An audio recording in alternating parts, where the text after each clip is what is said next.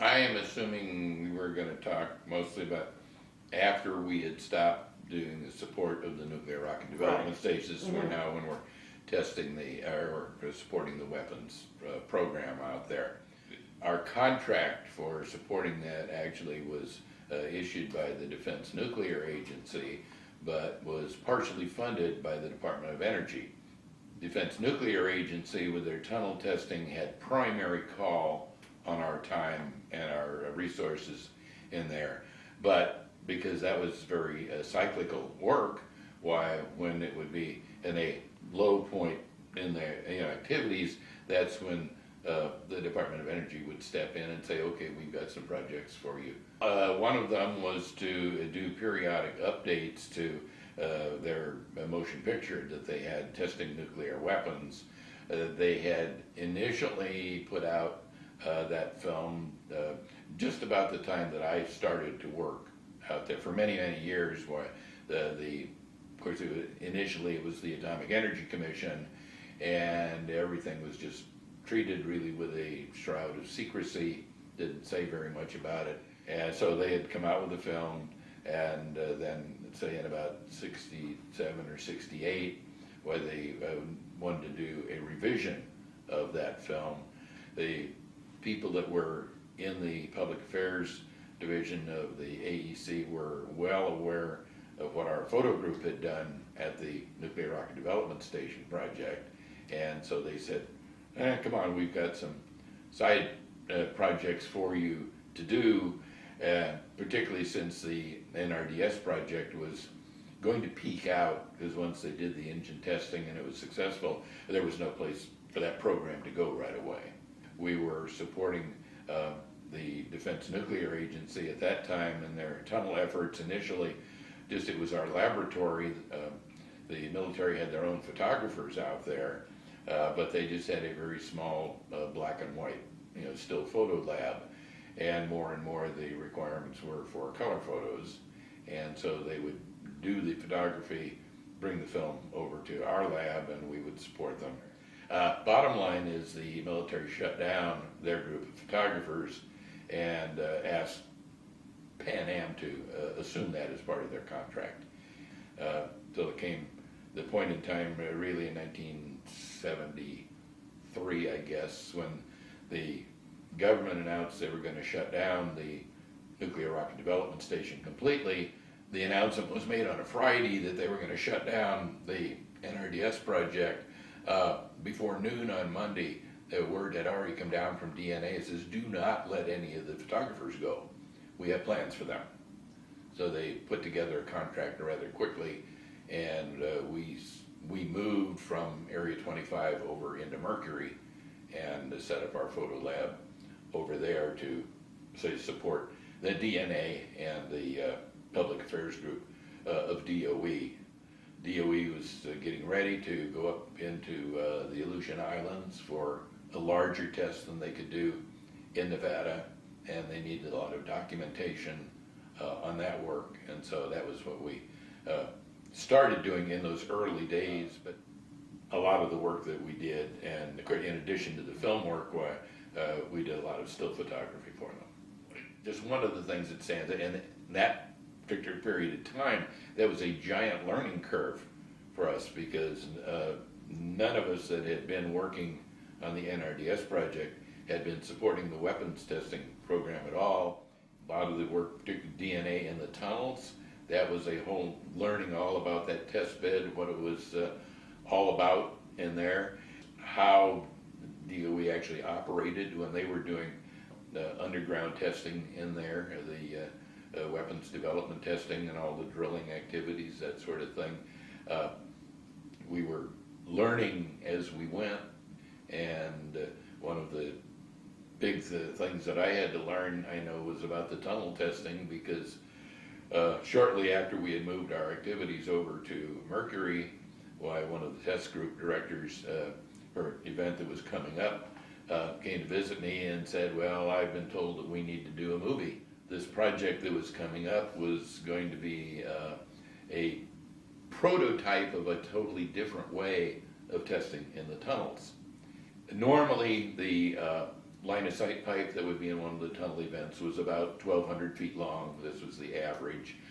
This test event was going to use a line of sight pipe that was just a little over 100 feet long, and do away with a lot of the special closures in the pipe system, that sort of thing.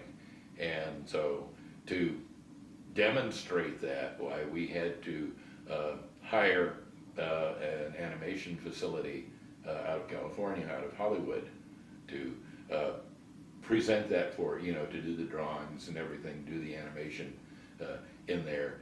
And because we did not have the lead time to get somebody a security clearance, why we had to have them do it just at an unclassified level.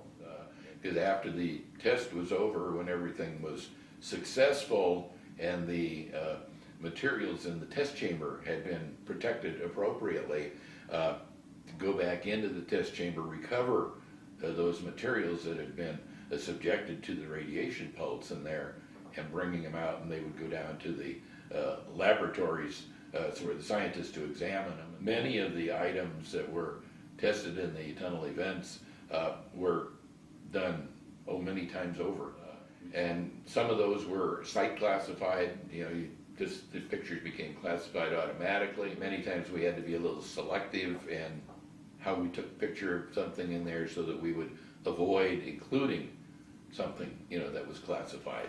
We were almost always accompanied by somebody from the test group staff in there, and well, that was always one of our questions, was, okay, let us know what, you know, is going to be classified, because we, obviously, those things that had to be classified, that's fine, but we didn't want to take some other photos that could otherwise have been just what they termed official use only, you know, but they became classified just because we had inadvertently included something else. And so that was part of the briefing that we were given by the members of the test group staff. Say we did the motion picture on this one, then there was another test coming up where test director came to talk to us and said, well, you know, I'm hearing from my bosses that, you know, maybe we need to do a film on this. What I would suggest is let's just plan on a slideshow, and we will shoot the still photos in there, you know, that you need for that. We'll write a script kind of just like it was going to be in a movie, but because there were some real problems in trying to get in and document that on motion picture film, but in still photos we could do it because we could do time exposures, that sort of thing, whereas to put it on movie film would have meant bringing in a tremendous amount of lighting equipment and stuff, and many times in places where there's no place to put it. And say in that particular case, where I know the test group director went back, talked to the people in Albuquerque, and they said, okay, that's fine, they just need some kind of a planned program. They would start re-entering the test chamber on the third day after the test. Occasionally there was something that might disrupt that, you know, but when the containment systems worked properly and everything, that would be the initial re-entry. Now, on the first couple of re-entry teams, it would be strictly still photographs and everything because of the safety requirements. Beryllium was a feature that we had to be particularly careful about because that would frequently be airborne in the test chamber, and so you would have to not only have on the anti-contamination clothing, but you would be wearing an air pack and be carrying your own air system, you know, on your back. To go back to the first event that I talked about, where it was the new system, unfortunately, it didn't work right.